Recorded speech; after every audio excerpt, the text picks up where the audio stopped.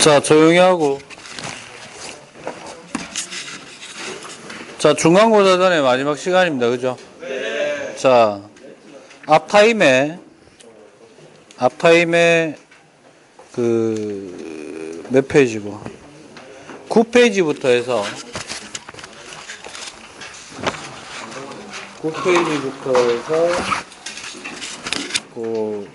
17쪽에 19번 문제까지 정리를 했습니다. 내용을.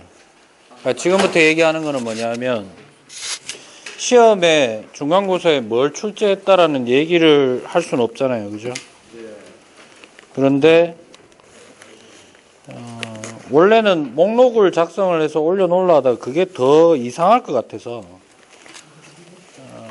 수능 다큐하고 좀 봐야 되는 부분 30문제 중에 수능 다큐에 있는 문제하고 겹쳐지는 거는 단 한 문제도 없습니다. 알겠어요? 다만 자료가 좀 중첩되는 게 한 몇 개 좀 있고요. 그 다음에 문제 중에 보면 이제 기억, 니은, 디귿 돼서 문장 나오지 않습니까? 그 어떤 검증하고자 하는 방향 이런 거는 이제 겹쳐지는 게 있을 수 있기 때문에 그런 거를 좀 주로 얘기를 했습니다. 그래서 먼저 앞에 거는 제가 이제 녹화를 떴습니다만은 그래도 이제 문제를 굳이 좀 문제를 수능 다큐에서 문제를 좀 상세하게 본다면 뭐 보는 게 나은지 먼저 앞에 거 쭉 훑고 나서 자원으로서의 대기와 물부터 정리해 들어가도록 하겠습니다. 먼저 9페이지. 9페이지에서 1번, 2번 문제. 10페이지에 4번. 그 다음에 10페이지에 유형 2의 원시지구의 진화에서 원시지구의 형성과 진화 순서하고요. 기권의 진화 과정, 외권과 기권이 원시지구 진화에 미친 영향 요거는 다 보셔야 됩니다. 다 보셔야 되고 거기 하나 더 교과서 자기장 뭐라고? 자기장 보셔야 되고 11쪽에 6번 문제 그 다음에 12쪽에 8번, 9번, 10번 그 다음에 13쪽에 보시면 유형 4의 2, 3, 4, 5가 상호작용들의 예시인데 자신 없는 사람들은 교과서하고 병행해서 이런 것들을 한번 좀 눈에 익혀놓는 거 중요합니다. 그 다음에 13쪽에 12번 문제 그 다음 15쪽에 이제 유형 5에서 지하자원에서 다행히 자원의 종류 좀 분류하실 수 있어야 되고요. 특별히 조금 보셔야 되는 거 광상의 종류 뭐라고? 화성광상, 퇴적광상, 변성광상 있죠. 이거는 교과서도 한번 읽어보시기 바랍니다. 그 다음에 금속광물자원의 개발 과정 이건 뭐 당연히 외워야 되는 거죠. 문제 체크하면 15쪽에 14번 문제 16쪽에 15번 문제 그 다음에 토양 17번 문제 18번 문제 쭉 넘어가서 92쪽에 1번 그 다음에 94쪽에 12번 95쪽에 14번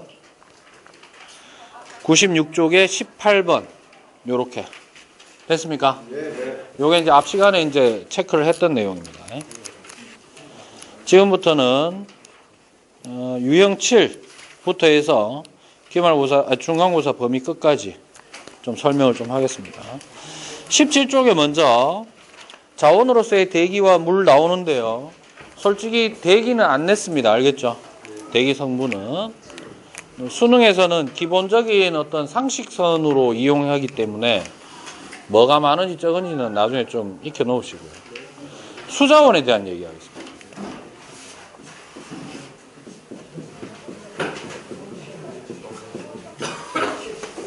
수자원은요, 일단 이거예요. 요 의미부터 알아야 됩니다. 우리가 흔히 얘기해서 수자원 총량이라는 것은 뭘 의미하나?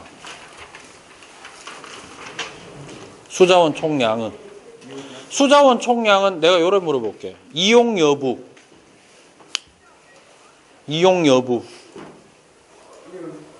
이용할 수 있는 양이야, 없는 양이야? 할 수 있는 둘 다 합친 거. 됐어? 수자원 총량은 그러면 자연적으로 보자면은 어디에 해당하는 물? 육수, 해수. 육수 중에서 뭐? 순환하는 육수가 전부 다 수자원입니다. 됐어요? 그러면 이거를 공급해주는 자연 상태의 현상은 어디에 내리는? 대륙 위로 내리는 강수량만이 이거를 이제 결정하는 겁니다. 됐냐? 그러니까 무슨 말이냐면 육수 전체가 아니고 빙하는 빠진다는 얘기죠. 됐어요? 이때 잘 들어. 이게 수자원은 어쩔 수 없이 뭐하고 연결이 되느냐 하면 앞에 물의 순환 파트하고 연결될 수밖에 없습니다. 앞 시간에 촬영했는 내용 중에 물의 순환 파트는 반드시 같이 보셔야 돼요. 알겠어요? 이래 됩니다. 봐봐. 기권이 있고요. 그 다음에 대륙. 여러분들 포인트로 좀 삼아야 돼요. 해양. 이렇게 됐습니다. 첫 번째, 대기 입장에서는, 공기 입장에서는 물의 순환으로 보자면은 오로지 증발하고 강수밖에 없어요. 뭐하고 뭐? 그러면 증발은 여기서 증발할 수도 있고, 맞나? 여기서 증발할 수도 있고, 말고 있나 없나? 더 이상 없죠? 맞아요. 이게 대기 입장에서는 수입입니다. 유입량. 맞아요. 근데 물수지는 반드시 어떤 영역이든 어떻게 돼야 돼? 0이 돼야 되니까 강수도 역시 이렇게 각각 내려가는 거 외에는 있나 없나? 뭐 우주 밖으로 내뱉는다든가 그런 건 없죠.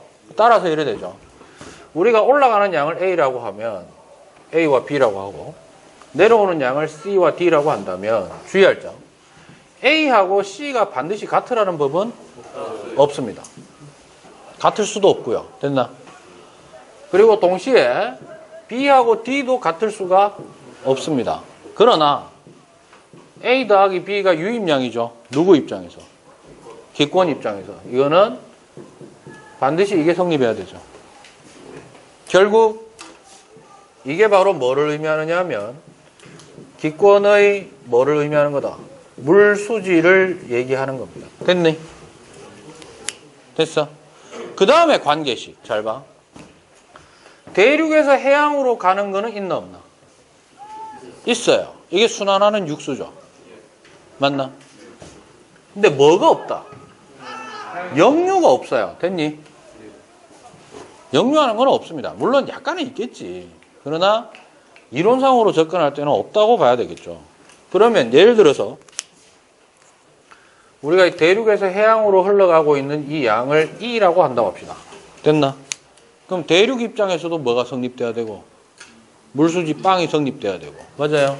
그러면 대륙 입장에서 보면 어떻게 쓰면 됩니까? 대륙을 중심으로 해서 보니까 화살표 걸려있는 게 하나, 둘, 세 개네? 들어오는 거 하나, 나가는 거 두 개. 맞아? C만큼 받은 것을 A와 E로 내보냅니다. 맞아요? 요래 되고요. 그 다음에 해양의 입장에서는 걸려있는 게 들어오는 거 두 개, 나가는 거 하나. 즉 D 더하기 E는 B입니다. 맞아요? 됐어? 조관계식만 정확하게 하시면 물순환 문제는 그렇게 어려운 건 아니에요. 됐냐? 그럼 이 중에 잘 들어요. 수자원 총량에 해당하는 것은? 수자원 총량에 해당하는 것은? 뭐다? 이게 이겁니다. 됐나? 됐어요? 이때 C만큼이 수자원 총량입니다. 맞아요? 됐어? 물론 여기서 주의해야 된다. 강수량으로 내린 놈이 빙하에 흡착되는 경우 있어. 뭐가 되는 경우 있다고? 그건 제외. 빙하 쪽으로는 비가 안 내린다고 보고. 알겠어? 그러면 C가 이렇게 됐을 때 A 더하기 E인데 이 중에 이용 가능한 거는 누구? E는 어쨌든 기술 개발을 하면 할수록 어쨌든 인간의 접근이 가능한 물입니다. 됐냐? 근데 A는 어때요? 손도 못 대는 거야. 그래서 우리가 흔히 얘기해서 이래 되는 거지. 동그라미를 수자원 총량이라고 하겠습니다. 뭐라고 한다고? 수자원 총량 중에 파이로 표시하면 이런 형태로 했을 때 아예 손실량하고 시작하는 거 있지. 아예 최초의 손실량이라고 시작하는 것은 바로 누구를 의미한다. 이게 이거 얘기하는 거야. 됐니? 그러면 나머지는 이제 어쨌든 어디로 흘러 들어가는 양이다. 바다로 가는 것 중에서 내가 사용하려고, 인간이 사용하려고 접근을 해가지고 사용하는 양이 일부 있고, 건드리지도 못하고 흘러간 양이 있는데 그 흘러간 양도 뭐로 나중에 한다.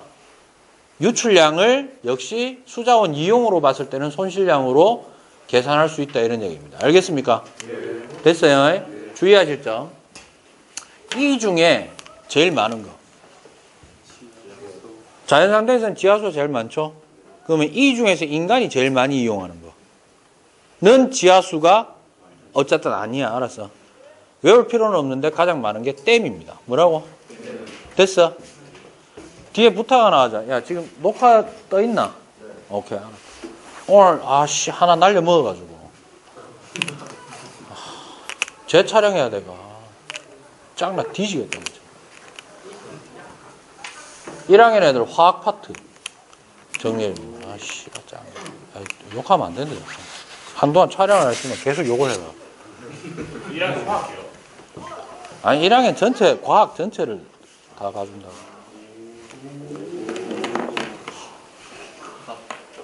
아유, 등신들아. 봐봐. 그래서 17쪽에 보시면, 그 수자원의 이용과 보존해가지고 밑에 도표 하나 있죠. 그거는 체크해놓고. 자주 좀 보시기 바랍니다. 알겠죠? 오늘 왜 책 안 가왔냐? 이거 쪼롬이 없나? 쪼롬이 없나? 아예 자습을 생각하고 왔구나, 그지? 항상 긴장하고 있어라. 어쨌든 녹화하고 있고 페이지 다 설명하고 있으니까 집에 가서 확인하십시오. 알겠습니까? 넘어가서 18쪽에 20번, 22번 문제 꼭 한번 풀어보시기 바라고요.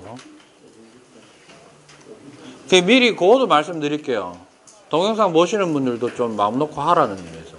21번 유형하고 23번 유형은, 사실 23번 유형은 물순환 유형입니다. 뭐라고요? 요 그림 유형이에요. 알겠어요? 그림을 표현하자면. 21번 유형은 솔직히 좀 까탈스러운 유형입니다. 이건 뺐습니다. 안 냈으니까. 그거 가지고 너무 막, 어차피 이해도 안 되는 거 가지고 대가리 막 쎄매고 막 그러지를 하지 말고, 알았어? 되는 것만 해. 알았어? 내가 널 무시하는 게, 아니, 무시하는 거 맞아. 한 번씩. 아직은 그 정도 수준이 아니잖아. 그러니까 일단 시키는 대로 하는 것만 좀 해. 알았어? 하는 것도 제대로 안 하고 있다. 그 다음에 19쪽에 자원으로서의 해양은요, 딴 거 없습니다. 솔직히 원래 해양 자원에서 제일 많이 차지하는 거는 뭐야?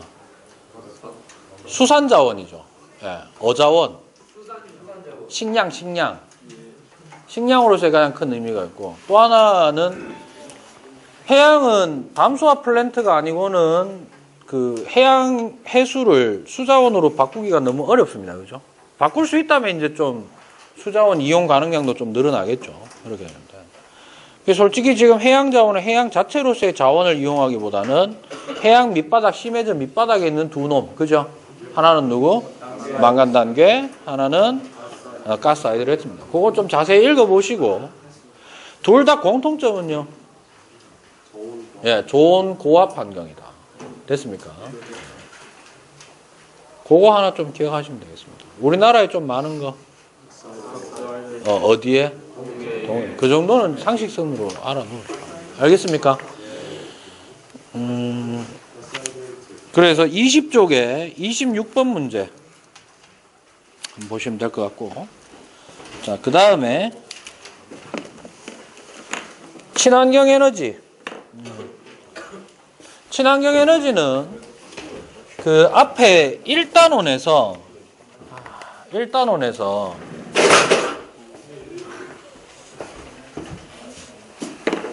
지국의 순환에서 에너지 근원 있죠. 그거하고 항상 연결시켜서 좀 생각해야 되고,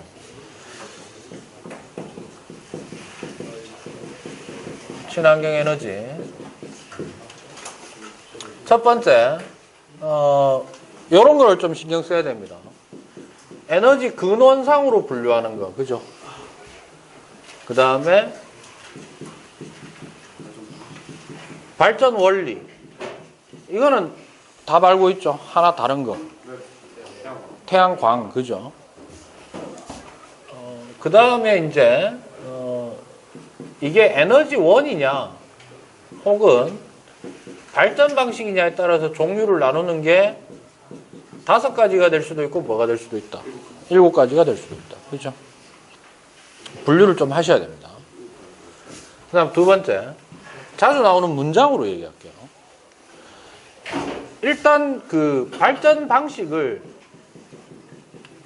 그림이 주어졌을 때 구분할 수 있는 능력이 좀 필요합니다. 맞아요. 대표적으로 가장 많이 나오는 게 첫 번째, 태양광하고 태양열을 구분하는 거. 그죠? 뭐 자세한 거 이제 얘기 안 하겠습니다. 앞에 녹화 다 돼 있고.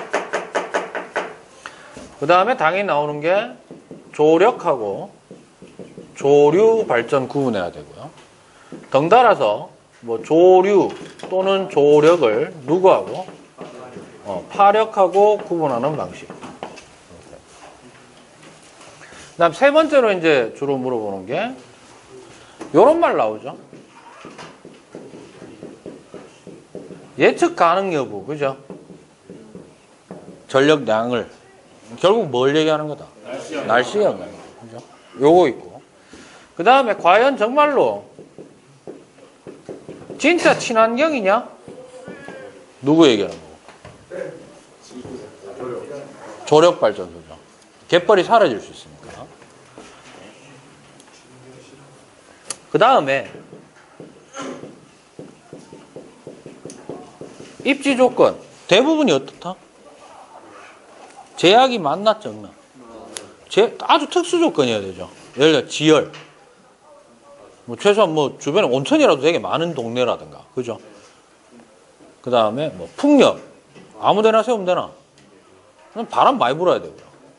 또 바람 많이 불면서 또 뭐 인구 밀도는 낮아야 돼요. 사람 많은데 함부로 세웠다면 큰일 나죠. 그러니까 유일하게 조금 입지적인 조건이 좀 제약이 없는 거는 태양광이 좀 적은데, 뭐 세워놔봐야 그건 또 어떤 의미가 있어요. 날씨 안 좋으면 그만이다. 뭐 약간 그런 게 있죠. 그런 것들을 좀 주의하시면 될 것 같습니다. 정리하시면. 됐어요? 참고로 하나 더 하자면 그 친환경이 아닌 친환경 외에 어떤 발전 방식에 대한 것도 기본적으로 몇 가지는 좀 알고 계셔야 됩니다. 누구? 수력, 화력, 원자력 요 정도는 좀 알고 계셔야 됩니다. 정규 수업 시간에 또 언급했던 내용들입니다. 됐나요? 그렇게 좀 정리하시면 되겠습니다. 해당 문제는요. 요 앞에는 문제가 없고 뒤쪽에 있으니까 거기 가서 얘기를 할게요. 됐습니까? 자, 넘어가서 23쪽. 자, 23쪽부터의 내용은 그 한반도 지질에 대한 내용입니다. 그죠? 근데 솔직히 한반도 지질 내용은 문제를 체크도 하겠습니다만은 한반도 지질 문제만큼은 똑같은 문제는 없더라도 문제 다 풀어봐야 됩니다. 왜? 나오는 자료가 뭐 똑같은 게 이 수능 다큐 안에서도 똑같은 중첩되는 게 한 3, 4개 정도 빼고는 다 새로운 지역이죠. 맞아요. 그러니까 최소한 그 연습을 좀 해야 된다는 측면에서 좀 하셔야 되는데, 정리를 이렇게 하도록 하겠습니다. 한반도 지질은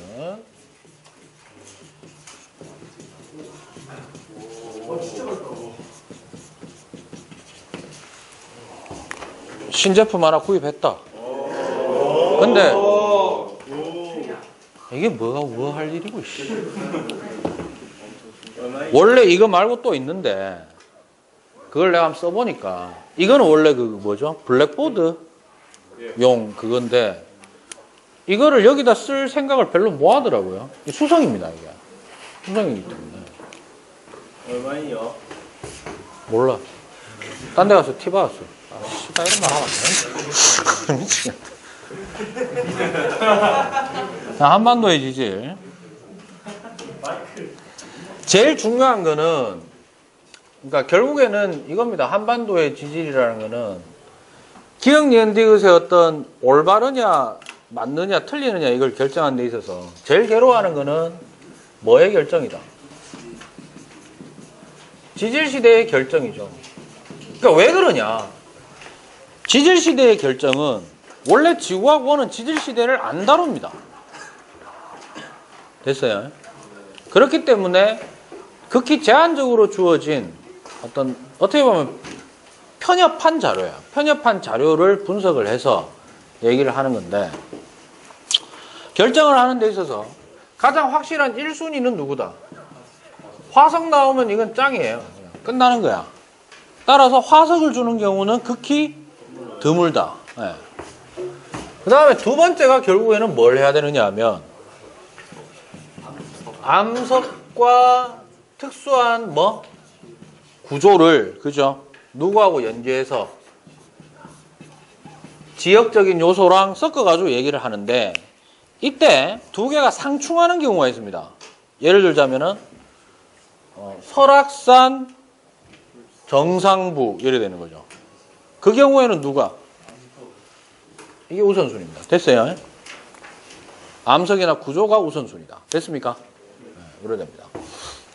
그래서 이제 그 암석을 위주로 해가지고 몇 가지만 좀 얘기를 하자면 첫 번째 이제 많이 나오는 것 중에 누가 있다? 화성암이 있습니다. 그렇죠? 화성암은요 크게 이제 냉각 속도에 따라서 빨리 식는 누가 있고 화산암이 있고 심성암 천천히 식었는 게 심성암입니다. 차이점. 화산암은 애초에 마그마 상태에서 용암으로 지표 밖으로 분출해서 지표 밖에서 식은 거예요. 됐나? 심성암은 밑에서 지하에서 굳었어요. 굳었는데 엔간해서 우리 눈에 안 보이는데 뭐 지각 변동을 받아가지고 융기가 된 겁니다. 됐습니까? 그래서 여기에 이제 대표적인 게 일단 요 단원만 좀 생각합시다. 지구과학 원 전체로 보지 말고. 여기 이제 대표적인 게 얘가 현무암이고 얘가 화강암입니다. 그죠? 요 정도만 좀 더 합시다. 현무암은 색깔이 어두워요. 얘는 밝습니다. 됐나? 그 다음에 현무암은 항상 뭐를 가지게 되고 주상절리가 나타나고 얘는 판 또는 방상절리입니다. 이거 가지고 실제로 그 김진혁 쌤하고 되게 논의를 되게 많이 했어요. 그러니까 판상절리란 말을 써도 되나? 화강암에. 근데 이미 국가에서 써버렸기 때문에 의도는 어떤 건지는 알겠으나 원칙적으로는 혹시나 여러분들 중에 지구학 관련해서 진로를 정하거나 지질학 쪽 혹은 3학년 돼가지고 2 과목 소인수 과목 G2를 한다라고 하면은 화강암은 사실 때려쳐주기도 방상절리입니다. 뭐라고? 됐어요? 일단 지구학 원 요거 하는 동안에는 그냥 판상절리라고 해도 무방하다. 됐나요? 이래 되고 시대로 보자면 얘는 신생대고요. 우리나라에서입니다. 됐죠? 심성암은요? 화강암은요? 네, 이건 중생대입니다. 됐죠? 화성암은 이 정도로 좀 정리하시면 될 것 같고요. 그 다음에 퇴적암이 좀 나오는데 퇴적암은 사실 세부적인 종류 구분은 잘 안 합니다. 잘 안 하고 가장 많이 나오는 게 누구? 석회암이 제일 많이 등장합니다. 누가 많이 등장한다고요? 석회암은 기억하자. 지구과학 원을 대표하는 화학식은 CaCO3입니다. 됐죠? 근데 얘는 언제냐면 얘는 정해져 있어요. 언제 생성된 거냐면 고생되고요. 요거까지 하나 합시다. 얕은 바다 환경이에요.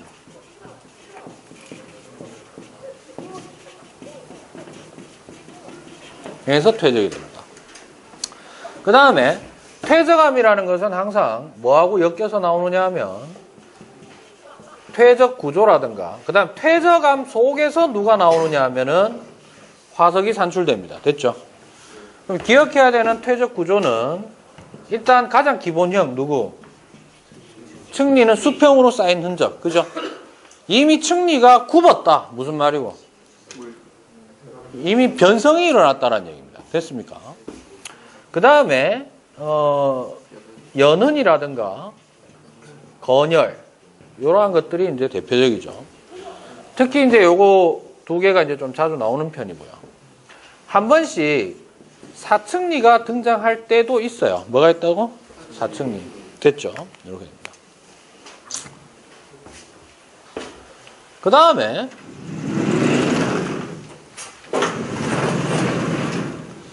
변성암.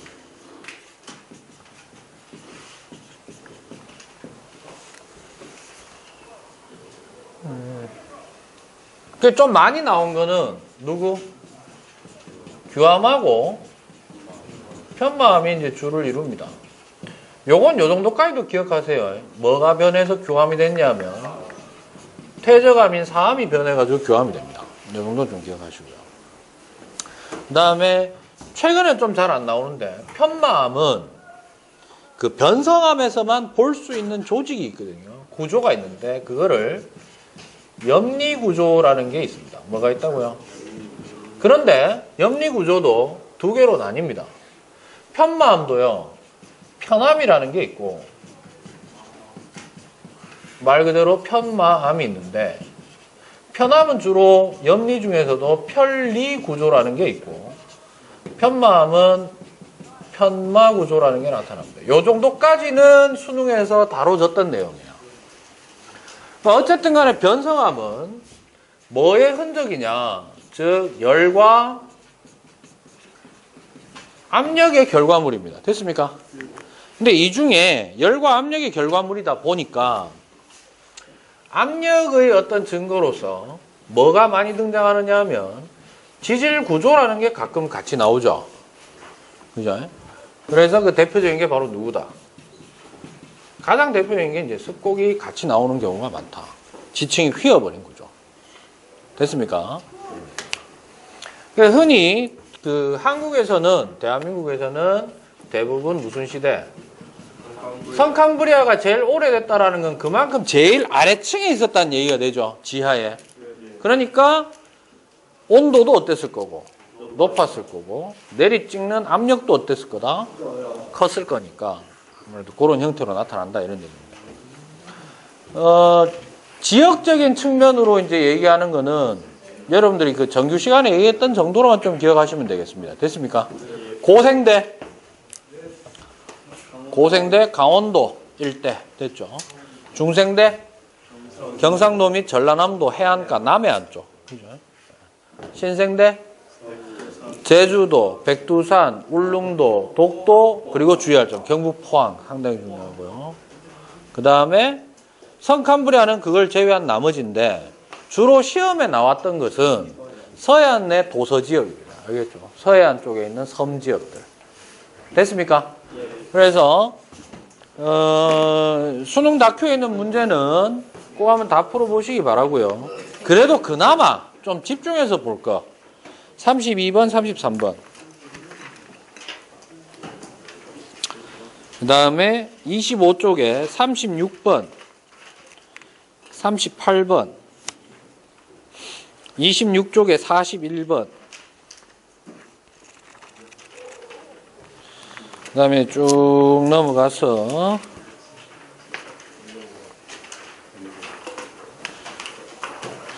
97쪽부터 좀 보겠습니다. 20번, 22번. 그 다음에 99쪽에 28번, 30번, 31번. 100페이지에 32번. 됐어요? 이 정도로 정리하시면 될 것 같습니다. 그래서 오늘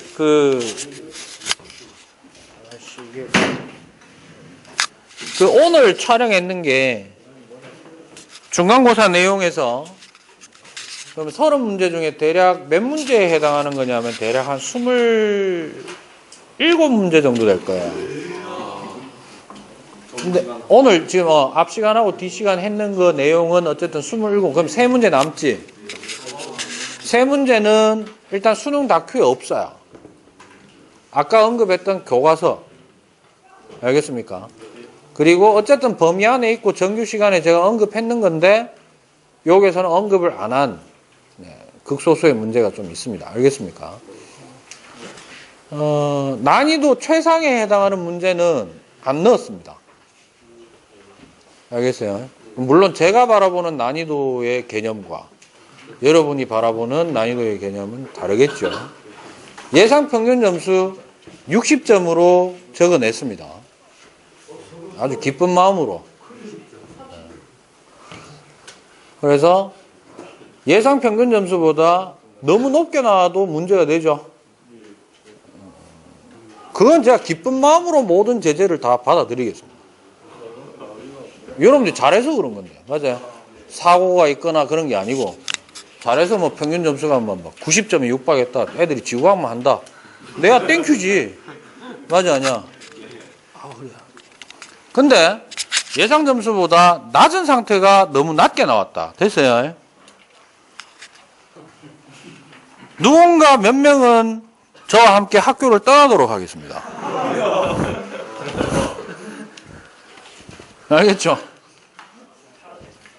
그 다음에 실제 평균 점수가 얼마 나오든 간에 예상 평균 점수 60점보다 낮게 나오는 학생들은 1학기 기말고사 때까지 꾸준히 복도에서 따로 면담을 하도록 하겠습니다. 어차피 기말고사 때까지 수업은 활동형 수업이기 때문에 미리 좀 하나 말씀드릴게요. 중간고사 끝나고 나서는요, 학습적 진도는 방과 후 시간에 이루어지는 모든 촬영 내용으로만 대체하겠습니다. 알겠죠? 알겠습니까? 그래서 정규 수업 시간에는 그거를 이제 흔히들 교육청이나 교육 전문가들은 이제 뭐 플립 러닝 또는 뭐 거꾸로 교실 뭐 있다는 소리 합니다. 거꾸로 교실은 웃기고 앉아 있네. 그런 거 아니야, 알았어? 하부르타가 어떻게 웃기고 앉아 있네. 씨. 하는 놈이 장땡이야, 알았어? 그래서 활동 주제를요, 좀 편하게 생각하셔도 되지만은 중간고사 끝나고 나서 기말고사 때까지 이루어지는 수업 모두가 뭐냐면 수행평가입니다. 알겠습니까? 제출해야 되는 보고서 지정이 될 거고요. 그래서 5월 2일 날 시험 끝나고 나면 그 다음 주에 만나잖아. 5월 8일 날 잠깐 보고 5월 9일 또 쉬고 5월 10일 날부터 보잖아요. 그죠? 그래서 5월 8일 주 있죠. 5월 8일 주에 방과 후는 정상적으로 다 운영합니다. 촬영합니다. 알겠어요? 지난번에 지진까지 했죠. 이어서 바로 나갑니다. 알겠습니까? 그런데 정규 수업 시간에 그 주차의 정규 수업 시간에는 뭘 할 거냐면 향후 그 모든별 활동이라든가 여기에 맞춰가지고 어떤 식으로 나갈지 조편성 어떻게 할 건지 그 다음에 개별 보고서는 몇 개 할 건지 모든별 보고서 몇 개 할 건지 활동 개수 그런 거 지정해가지고 전달하고 논의를 해서 진행을 하도록 하겠습니다. 그래서 이렇게 생각하시면 됩니다. 일단 제가 한 가지 확정 짓는 거는 작년에 여러분들 선배들 있죠. 1년 선배들은 중간고사 끝나고 기말고사 때까지 주당 4시간 있는데 모든별 수업을 정말 한번 깊게 한번 했어요. 깊게 한번 했는데 그래서 개인별 보고서가 5개고요. 제출해야 됐었는 게 모든별 보고서가 7개인가 그랬습니다. 총 12개 냈어야 되는데 줄이겠습니다. 알겠어요? 자, 가능한 최소화로 가겠습니다. 단, 여러분들 선배한테 물어보면 되겠지만, 제출 시기가 늦어지면은 감점입니다. 알겠습니까? 그거는 뭐 철저하게 지켜야 됩니다. 그 다음에 보고서 처음에 나눠주잖아요. 그죠? 원본 나눠주거든요. 잃어버릴 수 있지. 재발급 받을 때는 재발급이라고 표시된 게 나갑니다. 그래서 어떻게든 간에 잘 들어. 단 0.1점, 단 0.01점, 단 1점이라도 차이가 나게 돼 있습니다. 알겠습니까? 여러분들을 가뿐히 1등급에서 9등급까지 줄 세워드리겠습니다. 알겠어요? 수행평가에 대해 가지고 나중에 뭐 저는 왜 이런가요? 이렇게 되는데 수업 모든 과정 하나하나가 수행평가라고 했죠. 아마도 각 반에서 이루어지는 모든 수업이 시작과 동시에 전부 다 녹화가 됩니다. 알겠죠? 그래서 유튜브에 비공개로 업로드가 됩니다. 여러분들만 확인할 수 있어요. 각 반별로. 증거 자료가 있기 때문에 왜 그걸 올려놓을까? 아 정말로 열심히 했는지 됐어요. 그것 때문에 하는 겁니다. 보면은 제가 따로 안 하더라도 모니터링을 해보면은 디비지 않은 인간들 나오거든. 활동형 수업할 때 떠드는 거 제가 뭐라 한다 했습니까? 안 한다 했죠? 예, 그거는 제가 봤을 때 충분히 학습 활동에 해당하는 거다 그러면은 제재 안 합니다. 옆반에 가서 내가 머리 숙여 사죄를 하나 안 있더라도. 그런데 디비지 않은 인원이 나왔다. 그건 그 조 전체가 핵폭탄 맞는다고 생각하시면 되겠습니다. 알겠습니까? 질문. 배점의 급가는 1점입니다. 최소 점수 3점, 최대 점수 4점. 시험이요? 네, 시험 문제. 당연히 소수점 첫째 자리 전부 다 배점 해놨습니다. 3.1, 3.2, 3.3 해가. 됐어요?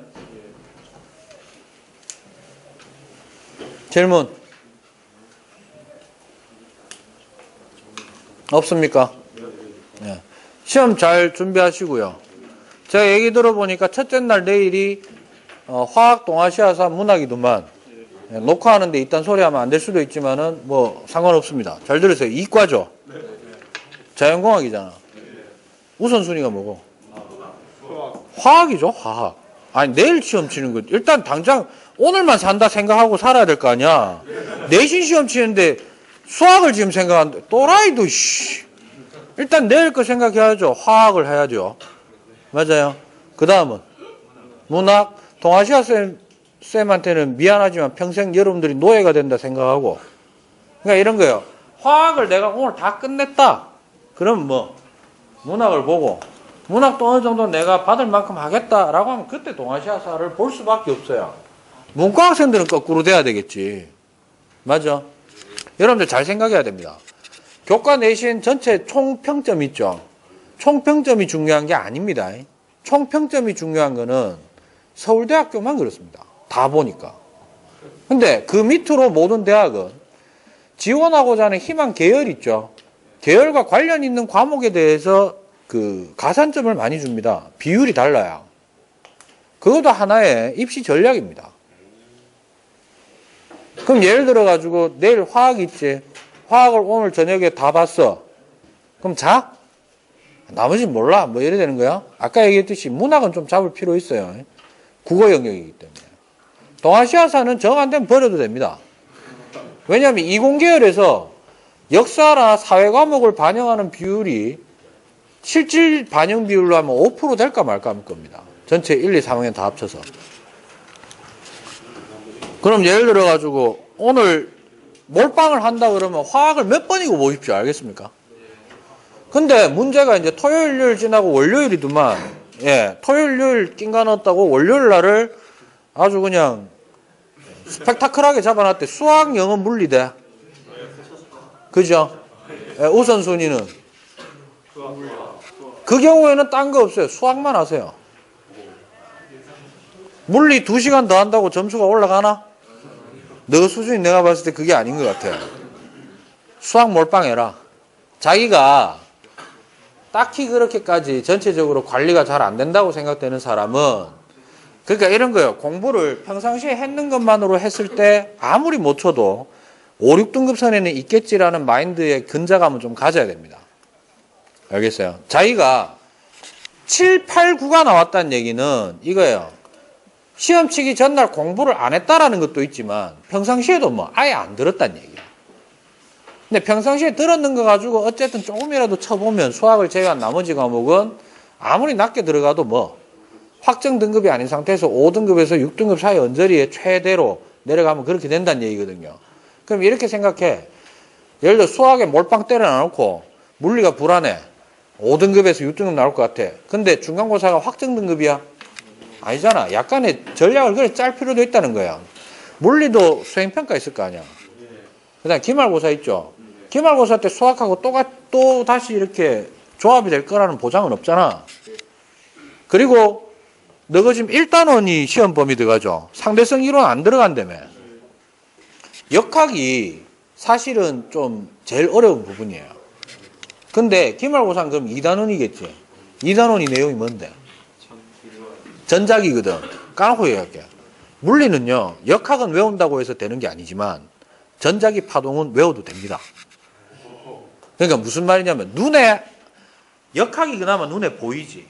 눈에 보이는 거기 때문에 실험도 많이 했고요. 실험을 근간으로 해서 논리가 상당히 장황하고 깁니다. 그래서 내가 이해를 어느 정도 하지 않으면 바꿔 얘기하면 물리 역학은 인류 역사 5,000년 동안의 지식이 집대성된 거라고. 그래서 자기가 임계치 이상으로 공부를 좀 투자를 하지 않으면은 나는 분명히 공식 다 외웠는데 V는 V0 플러스 AT 백날 외우면 뭐하노? 써먹지를 뭐하는데. 뭔 말인지 이해가 안 되는 거예요. 됐나? 그런데 전자기는 문자 그대로 교과서에서 사용하는 문장이나 문제에서 사용하는 구사하는 문장이 다를 수가 없습니다. 알겠습니까? 똑같기 때문에 바꿔 얘기하면은 내가 전자기에 관련된 모든 공식을 달달달달 외웠다. 그러면 80%는 건집니다. 알겠어요? 물리원도 전반적으로 여러분들 그런 거 생각해야 됩니다. 2단원, 3단원 외워도 돼요. 근데 4단원 가면 또 외워서 안 돼. 왜? 다시 역학이 등장합니다. 돌림힘, 토크. 그 다음에 아르키메데스의 원리라고 해서 유체 압력이 나와요. 예. 그거는 또 아르키메데스가 언제적 사람이고 기원전 사람 아이가 금마가 통찰했는 내용이 지금껏 이어져 오고 있다는 것은 그만큼 완벽한 내용이라는 얘기죠. 맞아요. 그럼 거기에 사람들이 문장으로 표현하고 덧대면서 논리가 완성되어 왔는 거기 때문에 그건 어쩔 수 없이 좀 이해가 좀 필요합니다. 공식 외웠다고 해가지고 문제 보면 씨발 이거 내가 공부한 거 맞나? 뭐 이래 됩니다. 역학이 그렇거든. 너가 아마 물리원 문제집 풀다 보면 운동 등가속도 운동이 어떻고 백날 했는데 문제 보면 어때? 내가 했는 건가?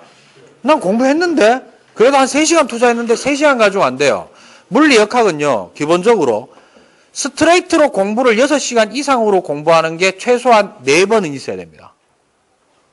그럼 바꿔 얘기하면 오롯이 하루를 몰빵 때리면은 역학은 60% 이상은 해결이 되고 역학은 또 이런 게 있어요. 외웠는 거를 외웠는 그대로 치는 문제들은 시간이 지나면 왜 되노? 내가 까먹으면 또 못 치잖아. 또 외워줘야 되지만 역학은 일정 임계치를 넘어가면 그게 내 몸에 남게 되는 내용입니다. 왜냐하면 이해를 바탕으로 했기 때문에. 논리 구조로. 수능을 준비한다는 측면에서 물리원은 한 번은 여러분들이 물리원을 자기가 수능에서 치겠다고 마음먹은 사람은 역학에다가 최소한 20시간 이상을 스트레이트로 6시간 이상을 그냥 가만 앉아가 화장실도 안 가고 정말 한 문제 푸는데 한 2시간 걸리더라도 거기에 몰빵하는 시간이 분명히 필요합니다. 근데 그렇게 하고 나면은 역학은 잡혀요. 반대로 얘기하겠습니다. 물리원은 역학만 잡으면 껌입니다. 나머지가 또 그 논리 구조가 또 다 연결이 돼요. 훨씬 익히기 좋습니다. 좀 이게 좀 까듯이 좀 얘기하는 것 같은데 사실이니까 내가 그래 얘기할게요. 화학은 반대로요. 외우면 외울수록 뭐 이해를 하면 할수록 해야 될 게 많아지는 발산형 과목이에요. 생물하고. 근데 물리하고 지구과학은 초반에 왕창 해놓잖아. 뒤로 갈수록 어떻다? 더 이상 할 게 없고 출제자의 마인드가 의도가 파악이 됩니다. 이 새끼 이거 물어보려고 냈네. 이거예요. 그 지구과학에서는 초반에는 발산형이 없는데 뭐가 있지? 뒤에 가면 천문학이 있죠. 천문학이 대략 1인당 최소한 10시간 정도는 투자해야 됩니다. 지구과학 원 수준을 하시려면. 그럼 그렇게 하면은 문제를, 그러니까 내용을 외우지 않더라도 문제 안에 있는 조건만으로 다 풀리게 됩니다. 그런 문제만 내고요. 아시겠습니까? 마지막 날 지구과학하고 그러면 누구하고 조합돼 있노? 지구과학 내가 좀 기대치 낮출게. 확통 미적 많이 해라. 알겠죠? 씨발.